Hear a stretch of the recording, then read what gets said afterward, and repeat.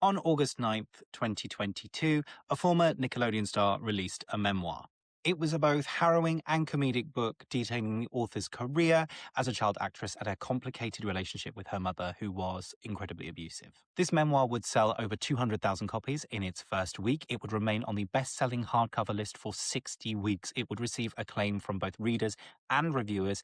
It would be translated into 20 different languages and have a major television series in the works, with Jennifer Aniston starring as the mother. I am, of course, talking about I'm Glad My Mum Died by Jeanette McCurdy. This book had a huge pop culture moment when it came out. It has nearly 1.5 million ratings on Goodreads. It goes without saying it's a hugely popular book, one I myself have read and very much enjoyed.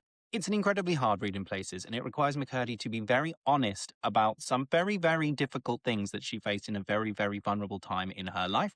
But it's also very funny and very readable, something that's incredibly hard to balance, and I think McCurdy does it very well. All of this to say that there must have been huge pressure on McCurdy when it was announced in August of 2025 that she had just signed a 7-figure 2-book deal with Ballantine Books, which would see the author release her first novel. This was obviously very exciting news. Anyone who had read I'm Glad My Mum Died was obviously very excited for the release of this new book, myself included. The novel, titled Half His Age, would release in January of 2026. It follows a girl called Waldo. She's 17 and she begins an affair with her teacher called Mr. Corgi. Corgi, it should be said, is spelt with a K and a Y. He is not named after a dog. McCurdy said in an interview in Vogue last year, it's a novel about sex, class, consumerism, power, self-discovery, as seen through the eyes of one very lonely teenage girl.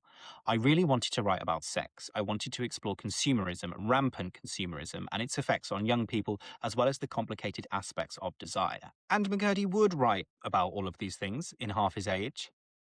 She'd just do it really, really badly. It brings me no great joy to say that McCurdy's first novel is a big old stinker.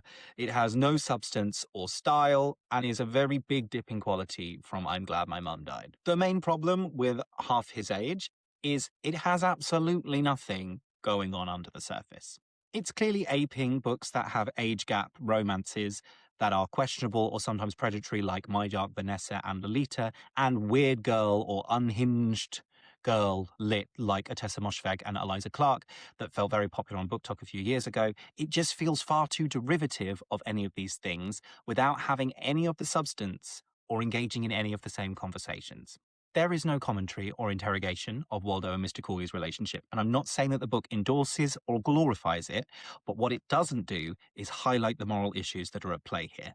At one point, Waldo says, I'm sorry I'm so immature. I guess that's what happens when you date an 18-year-old, to Mr. Corgi. And it feels like McCurdy is going, see, look, their relationship is icky. She was only 18 or 17 when they met. And it's like, yeah, we know that.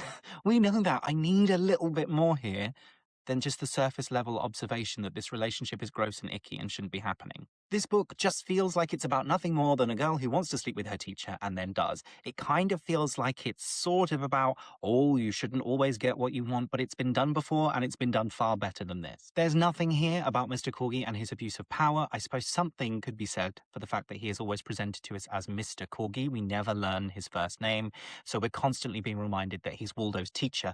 But again, it's not doing anything other than reminding us that this relationship is unpleasant or taboo. It's not actually making a comment on it. There is never any subtext here. There is only text. And let me tell you, the text is bad. It somehow feels both lazy and overwrought. The narrator constantly refers to herself as a good girl or a marionette with lifeless eyes. And it all feels so try hard and trying to be different and first draft and edgy.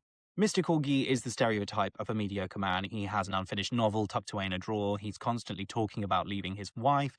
He's living out of boxes in a dingy hotel room. McCurdy has also given Waldo a very acerbic wit, one that felt very prominent in the prose of I'm Glad My Mom Died. And whilst I do get that authors have a stylistic tone to their writing, I wish McCurdy had tried to move away from it in this book, because it made Waldo sound far too world-weary and jaded, which meant that I never fully bought her as a 17-year-old girl. Waldo will come out with observations like this. I'm left with that funny feeling that happens when you spend a supposedly intimate occasion with people you don't feel any genuine intimacy with. That strange gnawing feeling, equal parts hollow and lonely and wistful, with a tinge of irritability underneath. craving something more, but accepting that this is it. At one point, Waldo is trying to quell her feelings by buying things online. She says, I run to my bedroom and hung myself onto the bed, whipping open my laptop, desperate to chase away this heavy emptiness, to fill it with items that can carry me away, that can lift me into a version of myself who is light and whole and happy and satisfied with what she's got, who wants for nothing because she has everything she could possibly need. And what is the observation supposed to be here? Consumerism is bad, but women are slaves to cosmetics and fashion. And that's the problem with Waldo, and the problem with McCurdy's prose in general. Waldo is far too jaded and world-weary and observational, which, although they're very shallow and on the nose, mean that I never fully buy Waldo as a believable character who makes the decisions that she does. You can either make me believe that Waldo is a teenage girl who is too oblivious to the harmful decisions she's making because she's blinded by her desire and she's blinded to the damage that's being done to her, or you can make me believe that she's this astute girl who is constantly aware of the failings and feelings of herself and others. But these two things can't coexist. And what's most frustrating is there's a really easy solve to this. This book could have just been written in past tense, not in present. Had this book been in past tense, I think it would have been much easier for me to believe that this book had been told from the perspective of a cynical Waldo looking back on her exploited and heedless self. But McCurdy doesn't do this. And I suppose all of this leads me to ask, why is Half His Age such a misfire when I'm Glad My Mum Died was so successful? I do genuinely believe it's because I'm Glad My Mum Died required McCurdy to be incredibly brave and honest about her own life, but it didn't require her to have any sort of commentary on the things that she was writing about. To be very clear, I don't think I'm Glad My Mum Died is a shallow book in any way. I am not diminishing the merits of that book at all. I think it's a great achievement. It's a very vital and valuable book. But writing a memoir about your own experiences, which I think McCurdy does very successfully with I'm Glad My Mum Died, is very different to writing a novel, especially one that's about such a delicate topic. And it requires a completely different set of skills, a set of skills McCurdy doesn't seem to be showing with Half His Age. I will say I do very much seem to be in the minority with this take. People seem to be loving this book, so bully for them, I guess. Also, what the heck kind of name is Waldo? I'm sorry, what kind of name is Waldo? Really?